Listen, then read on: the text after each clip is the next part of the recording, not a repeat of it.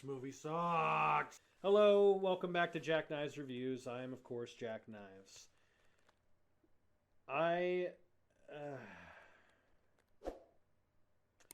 Texas Chainsaw Massacre 2022. Nearly 50 years after the first Texas Chainsaw Massacre movie, a group of influencers go to the city of Harlow, Texas, buying the land, kicking out all the inhabitants to turn it into a trendy new place for fun influencers to go. After kicking an old lady out of her home, Leatherface comes back after these influencers for revenge, having stayed there for several years. But someone familiar from Leatherface's past is coming back to take him out. Holy crap, is this bad. There's only really one major plus to this movie. Some of the effects were really good. That's pretty much it. Where do I start with this garbage? Okay, first off, the plot doesn't make any sense. Why would a group of influencers or TikTokers or whatever the hell, why would they buy a ghost town? Harlow, Texas is established as a ghost town in the canon of the Texas Chainsaw universe. Also, there's multiple points where they talk about, they do woke culture BS writing, which I'm not against talking about social issues, political issues, or any sort of gender or race issues, but it has to be done properly. But the idea that anyone would be shocked that there's a Confederate flag waving in an old lady's house in Texas. Has anyone been to Texas? Really? Oh. And there's so many issues like that where they, like, it's not even, I wouldn't even hazard to say it bad writing. It's just stupid writing. It's not even entertainingly bad. It's just bad. Like, bad. They made Leatherface into this unkillable, they turned him into Jason. They basically turned him into Jason. He's this unkillable monster. When in the canon of Texas Chainsaw Massacre, the first events took place in 1973. And this is now 2022, so by that logic, Leatherface would be probably in his 70s. Why is he so hard to kill? I mean, he's not, it's not like he has ever taken care of his body. I mean, like, at least with the whole 2018 Halloween series, it would make sense because Michael was fit. And they kind of introduced this concept of this almost like otherworldly presence within Michael, like an essence of pure evil manipulating him or something, that it felt otherworldly. Leatherface has always just been some guy. Don't even get me started with Sally.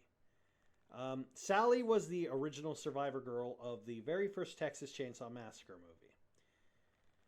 She comes back as this woman on a mission who's a Texas Ranger who's out to get back at Leatherface. And I'm like, that isn't Sally. That wasn't how she was at all. Did no one see the first movie? She was literally traumatized. She was screaming and laughing in terror at the end of the movie. Like, she didn't try to fight back at all against Leatherface. She just wanted to run away. Why would she go out of her way to come back and deal with him? She would have no reason. She would just be like, I'm happy, I'm alive.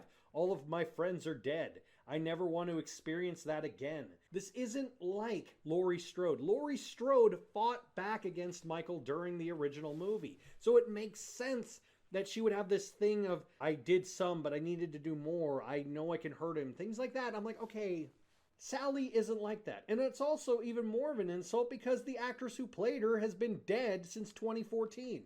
So you really just have this old lady who we're just told, oh yeah, that's, you remember her from the first movie? Yeah, that's her.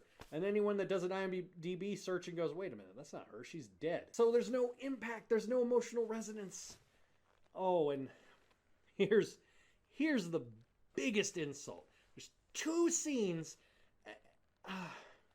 It's literally like the same scene. So In a good slasher film, there's always what's called a crescendo scene. What that means is there's always there's the big over the top kill, the kill that is remembered for that movie. Like that movie's like, ooh, I remember that kill. But the crescendo kill in this movie was the bus scene, where they have Leatherface and all these influencers are staying on the bus, and he just massacres them.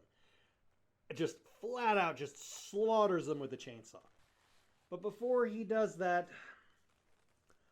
all of these people pull out their phone and say this. Try anything and you're canceled, bro.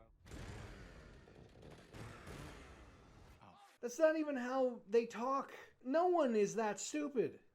I mean, realistically, I'm not really into like the whole TikTok generation, but even I am aware that they aren't dumb enough to pull out their phone when a guy is killing people, especially if he's in front of them. In fact, the whole scene's contradicted because, one, why would they pull out their phone and say this guy's gonna get canceled if he's wearing the skin of another person's face on his face? How can you cancel a person you can't see their face? Second, later in that same scene, one of the characters who survived a school shooting, which is not a jokeable matter, that's a serious topic that should be handled in a very serious manner because it's not funny. And it's a concept that every student and people of my generation were lucky enough to never have to do school drills about mass shooters.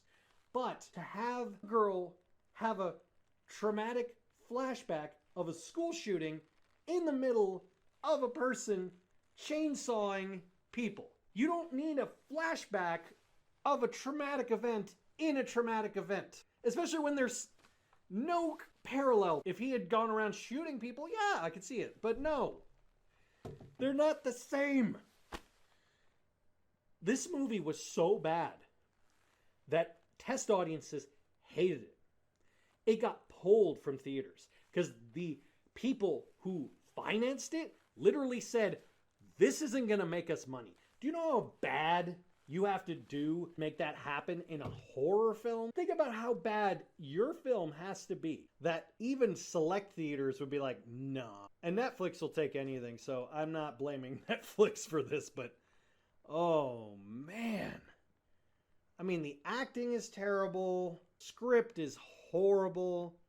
I feel bad for John Larroquette because he came back and did the dub over in the opening scroll like he did the original. You didn't need the check that bad. Oh. Please don't watch this movie. If you do, I'm sorry. If you've already seen it, I'm even more sorry. I give Texas Chainsaw Massacre 2022 my lowest score, 1 out of 5. You know what to do. Till next time. I need a drink. This sucks.